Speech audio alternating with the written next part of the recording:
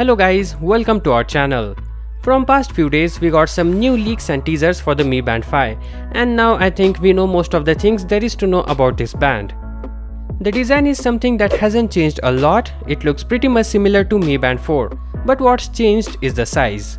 The Mi Band 5 might exhibit a 1.2-inch AMOLED display with colored output feature. This version of Mi Band will have a more brighter, more contrast color display. In addition to the render, we also know about some of the new features this band is likely to support. The band will have stress and breathing management feature. What this basically does is control your breathing so that you become more calm and composed. This band will also have SpO2 sensor. This technology enables the Mi Band 5 to measure oxygen saturation in the blood.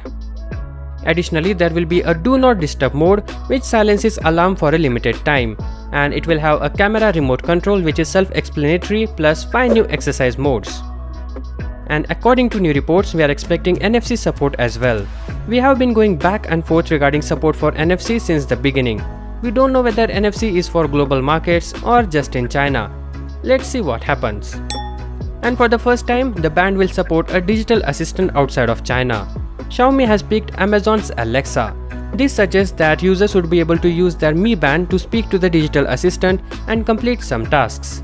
But don't expect to receive call as the band won't come with speaker built into it, so receiving call is something that has to be done using phone.